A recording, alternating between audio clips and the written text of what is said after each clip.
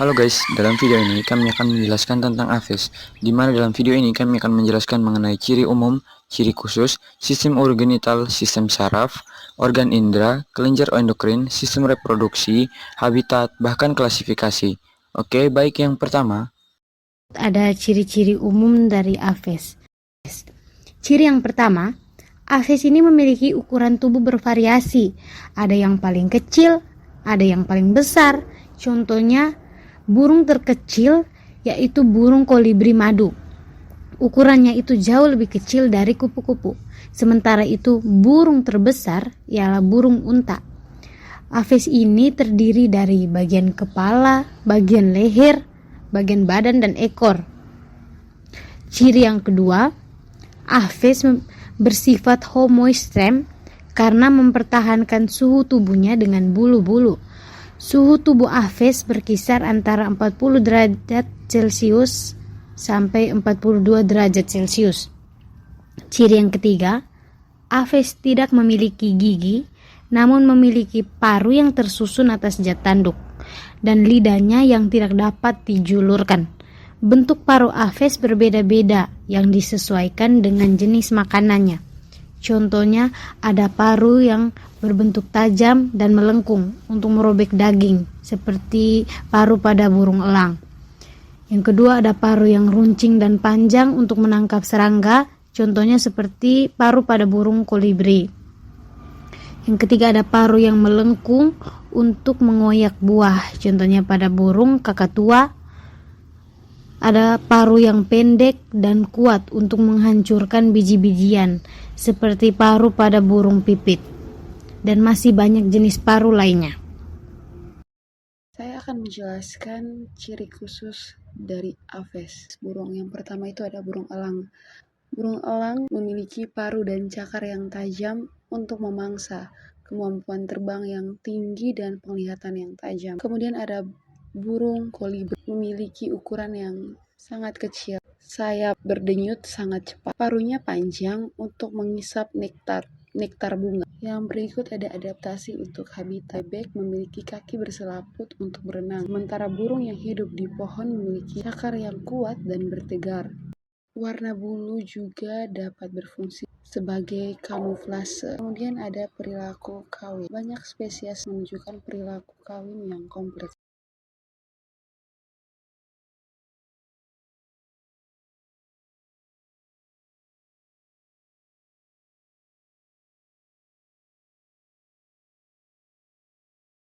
Yang ketujuh, ada ordo Struthoniformes adalah salah satu ordo dari kelas burung yang tidak bisa terbang. Bentuk tubuhnya besar, terrestrial, kepala, leher, dan tungkai memiliki bulu yang tipis, kepala bentuknya kecil, paruh pendek dan lebar, memiliki leher panjang dan fleksibel, bulu tidak memiliki aftershaft, tungkai berjari 2, buah dan dapat lari cepat. Tulang sternum tidak memiliki karina sterni. Memiliki simesis pubis, contoh spesies ordo Struthoniformes. Adapun klasifikasinya itu domain Eukaryota, kerajaan Animalia, filum Chordata, kelas Aves, ordo Struthoniformes, famili Casuaridae, genus Casuarius, spesies Casuarius, yang dimana terdapat Struthiocamelus, burung onta. Selanjutnya yang kedelapan ada ordo Cardadrioformes. Ordo Cardadrioformes adalah ordo dari Aves yang memiliki ciri-ciri kakinya panjang dan langsing, paruh panjang dan melengkung ke bawah atau atas. Adapun klasifikasinya yaitu kerajaan Animalia, filum Chordata, kelas Aves, ordo Cardadrioformes, famili Cajanidae, genus Irendipara, spesies I.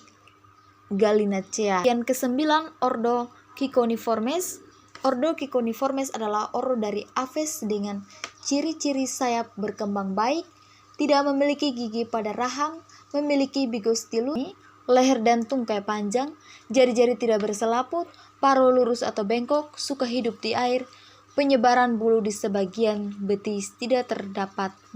Klasifikasinya, kerajaan Animalia, filum Chordata, kelas Aves, ordo Ciconiformes, famili Aradeidae, genus Ardea, spesies Echinacea. Mana contoh spesies ordo Ciconiformes itu yaitu Ardea cinerea, cangkak abunya yaitu Ardeola speciosus plecoxawa, Leptoptilus javanicus, Banggau tong.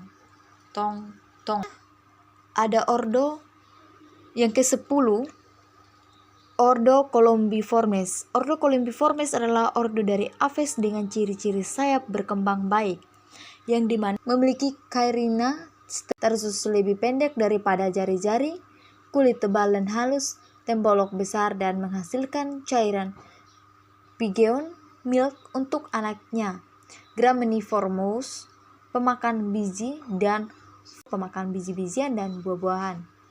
Adapun klasifikasinya itu kelas Aves, ordo Columbiformes, famili Columbidae, genus Ardea, spesies Ptelinopus, dan contoh spesies dari ordo Columbiformes yaitu Tretron, Capelei, punai besar, Ptelinopus tinctus, walik putih, dan Columba livia. Klasifikasi dari ordo-ordo Aves. Yang pertama itu ordo Accipitriformes.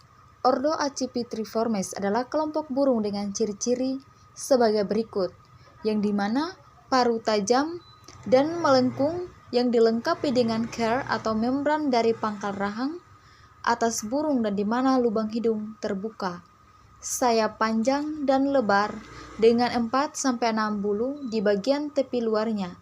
Dapat terbang lamah tanpa mengepakkan sayap. Memiliki kaki dan cakar kuat, karnivora, diurnal, aktif pada siang hari. Adapun klasifikasi yaitu domain Eukaryota, kerajaan Animalia, filum Chordata, kelas Aves, klan Accipitriformae, ordo Accipitriformes.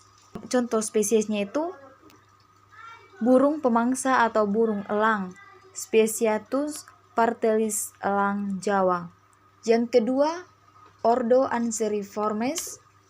Ordo Anseriformes falconiformes adalah ordo dari Aves dengan ciri-ciri sayap berkembang baik, tidak memiliki gigi pada rahang, memiliki bigostilus, tulang sternum, memiliki carinan sterni, paruh besar, lebar dan tertutup, lapisan tanduk yang tipis, bagian tepi paruh memiliki lamela, lidah berdaging, tungkai pendek dan berselaput, renang, ekor pendek, waktu muda memiliki bulu seperti kapas.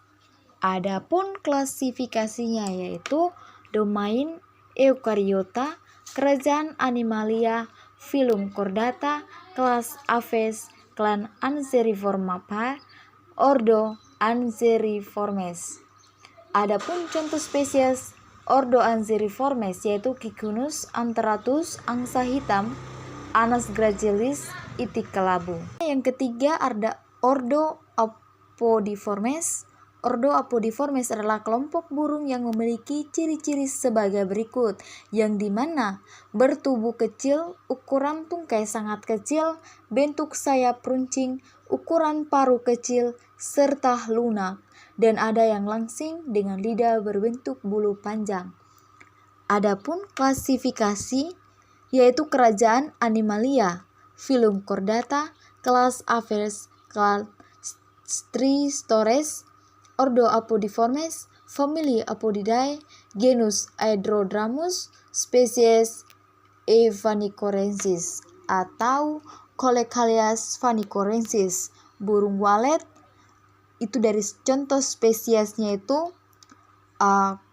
Colecalias phanicorensis, burung walet polos, dengan Hirundapus caudatus, Capinis jarum Asia. Yang keempat ada ordo Apterygiformes. Ordo Apterygiformes adalah ordo Aves yang tidak bisa terbang dengan ciri-ciri sebagai berikut. Memiliki tulang korakoid dan skapula kecil, tidak bisa terbang, terestrial, bulu seperti rambut dan tidak memiliki aftershaft, sayap rudimeter, paruh panjang dan ramping, lubang hidung di ujung paruh, leher dan tungkai pendek, tungkai dengan 4 buah jari, tulang sternum, tidak memiliki carina sterni.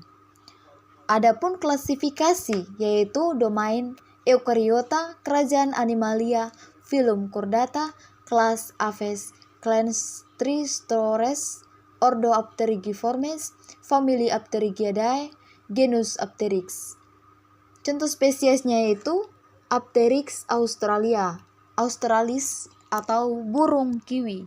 Bagian kelima, ordo Bucerotiformes. Ordo Bucerotiformes adalah kelompok burung dengan ciri-ciri memiliki paruh besar dan kokoh, tulang vertebra, bagian aksis dan atlas menyatu, 18% jantan lebih besar daripada betina, monogami. Adapun klasifikasinya, domain Eukaryota, kerajaan Animalia, filum Chordata, kelas Aves, ordo Bucerotiformes, famili Bucerotidae, genus Pitheceros, spesies R. undulatus. Contoh ordo spesies Bucerotiformes itu ada beberapa. Yang pertama itu Beronicornis, Comatus, rangkok jambul. Yang kedua itu Bucerorhinoceros, rangkok culak padat, Rhinoplayphigil, rangkok gading. Selanjutnya yang keenam, Caryamiformes. Ordo Caryamiformes adalah kelompok burung yang sebelumnya masuk ke dalam ordo Gruiformes, namun dipisahkan karena ada perbedaan pada morfologi dan genetiknya. Ordo ini terdiri dari famili Caryamidae yang hanya ada 2 spesies dan ordo Aves yang telah punah, yakni famili Poruscaridae, Pathornithidae, Idiornithidae, dan Amaginornithidae. Adapun klasifikasinya yaitu domain Eukaryota, kerajaan Animalia, filum Chordata, kelas Aves, ordo Caryamiformes, famili Caryamidae, genus Caryama, spesies C. cristantha.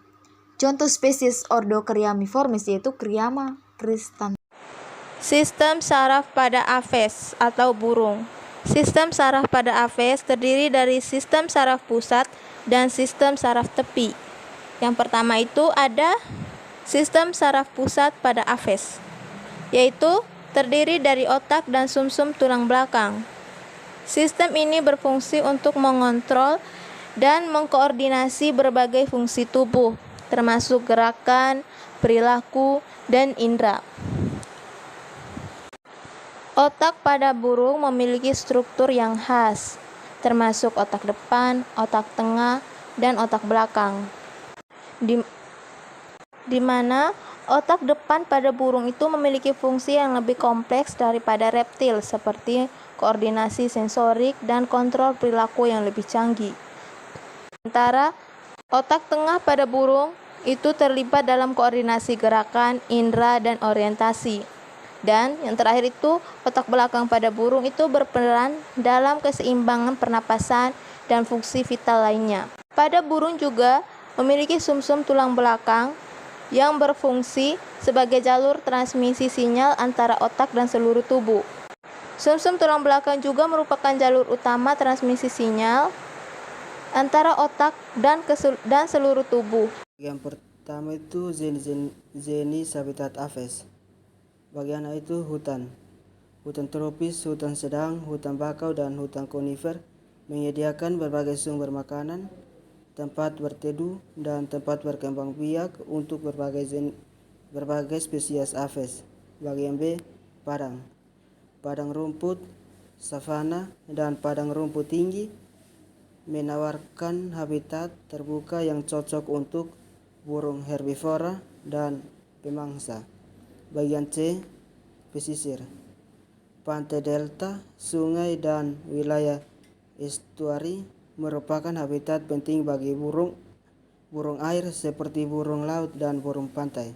Bagian D, air tawar, danau, sungai, rawa, dan lahan basah lainnya penting bagi banyak jenis burung, terutama burung yang memakan ikan dan serangga. Bagian E, perkotaan. Area perkotaan seperti taman, kebun, dan lahan hijau dapat menjadi tempat tinggal bagi beberapa spesies burung, terutama burung yang beradaptasi dengan lingkungan manusia. Bagian F, gua. Beberapa spesies burung hidup di gua, terutama burung yang memiliki kemampuan untuk terbang di kegelapan seperti kelelawar. Kelenjar endokrin pada Aves. Kelenjar endokrin pada Aves terdiri dari beberapa kelenjar. Yang pertama kelenjar pineal, dengan lokasi belakang hemisfer otak besar, dengan fungsi mengatur ritme sirkadian dan respon terhadap cahaya. Yang berikutnya yaitu kelenjar hipofisis atau pituitari, dengan lokasi dasar otak di dalam rongga kepala, bentuk seperti ginjal kecil, dengan bagian yaitu pars anterior atau PPA, menghasilkan hormon seperti FSH, LH, LTH atau prolaktin, TH, ATH, dan GPH. Yang berikut pars posterior atau triple P, menghasilkan oksitosin dan vasopressin, memiliki fungsi mengatur pertumbuhan, reproduksi, metabolisme, dan keseimbangan air dalam tubuh. Yang berikut kelenjar tiroid dengan lokasi leher bagian belakang dan depan, dekat vena jugularis, memiliki bentuk bulat kecil berwarna coklat muda, menghasilkan hormon tiroksin, berfungsi mengatur pertumbuhan, pigmentasi bulu, dan kecepatan metabolisme tubuh. Yang berikut kelenjar paratiroid, memiliki lokasi dekat kelenjar tiroid, berfungsi membantu dalam metabolisme kalsium, penting untuk pembentukan tulang dan fungsi saraf. Yang berikut kelenjar adrenal atau suprarenal, dengan lokasi di atas ginjal kiri dan kanan, menghasilkan hormon epinefrin atau hormon adrenalin, yang berfungsi meningkatkan denyut jantung dan pernapasan saat burung berada dalam situasi berbahaya.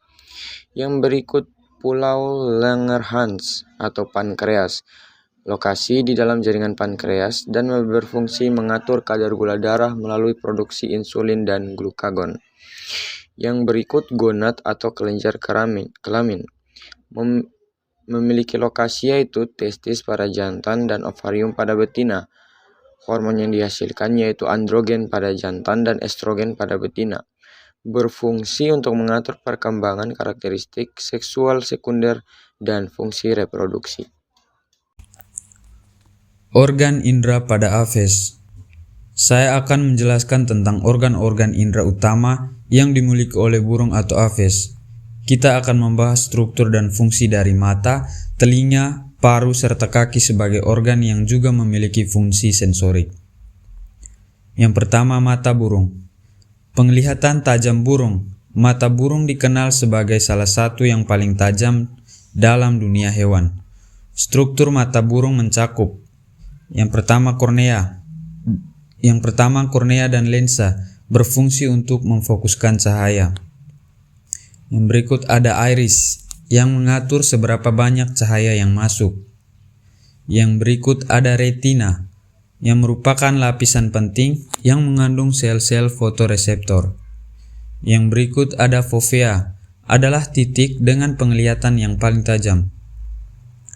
Uniknya, burung memiliki pekten, struktur khusus yang diduga memberi nutrisi pada retina tanpa menghalangi cahaya. Sklerotic ring membantu menjaga bentuk bola mata agar tetap stabil saat bergerak cepat. Burung seperti elang bahkan bisa melihat mangsa dari jarak ratusan meter. Yang kedua, telinga burung. Mendengar tanpa daun telinga. Walaupun tidak memiliki daun telinga seperti mamalia, burung tetap memiliki sistem pendengaran yang sangat efisien. Opening of ear merupakan lubang telinga luar. Tympanic membrane atau gendang telinga untuk menangkap getaran suara. Columella adalah satu-satunya tulang kecil yang menghantarkan suara ke telinga dalam. Semicircular canals yang berperan dalam menjaga keseimbangan. Inner ear atau telinga dalam mengubah suara menjadi impuls saraf. Burung hantu misalnya memiliki asimetri telinga untuk menentukan lokasi suara dengan sangat presisi. Yang berikut ada paruh burung. Alat multifungsi dengan sensor canggih. Paruh burung tidak hanya sebagai alat makan, tetapi juga memiliki sebagai alat sensorik. Lapisan luar disebut rampoceca yang terdiri dari keratin dan juga mandibula atas dan bawah yang menyusun struktur tulangnya. Terdapat reseptor sensorik di paruh yang membantu burung mengenali tekstur, suhu, dan keberadaan mangsa. Burung air seperti bebek bahkan memiliki kemampuan mendeteksi mangsa di lumpur melalui paruhnya yang sangat sensitif. Dan yang terakhir ada kaki burung. Bukan hanya untuk bertengger, kaki burung juga dilengkapi reseptor sensorik. Tulang utama seperti tibia dan tarsometatarsus mendukung struktur kaki. Adapun distribusi reseptor terdapat terutama di bawah kaki yang membantu merasakan tekstur, tekanan, atau benda asing. Fungsi ini penting saat burung bertengger di cabang, memegang mangsa, atau berjalan di permukaan yang berbeda. Burung pemangsa menggunakan kaki mereka bukan hanya untuk mencengkram, tapi juga untuk merasakan gerakan mangsa yang tertangkap. Selanjutnya saya akan menjelaskan tentang sistem urogenital pada Aves. Jadi, sistem urogenital pada Aves ini merupakan gabungan antara sistem ekskresi dan sistem reproduksi yang memiliki struktur dan fungsi yang berbeda dengan mamalia. Jadi, teman-teman bisa melihat pada gambar di atas tentang sistem urogenital pada Aves. Pada Aves jantan, testis secara konstan memproduksi sperma yang kemudian ditransfer melalui vas deferens ke vasikula seminalis untuk penyimpanan sementara. Jadi sedangkan pada Aves betina ini, ovarium melepaskan ovum matang yang langsung ditangkap oleh infundimbulum. Ovum ini kemudian bergerak melalui oviduk di mana albumen ditambahkan di magnum, membran cangkang di instimus, dan cangkang kalsium karbonat di sel gland atau uterus. Jadi pada proses ini menghasilkan telur yang lengkap yang bersama urin dari ginjal dikeluarkan melalui kloaka.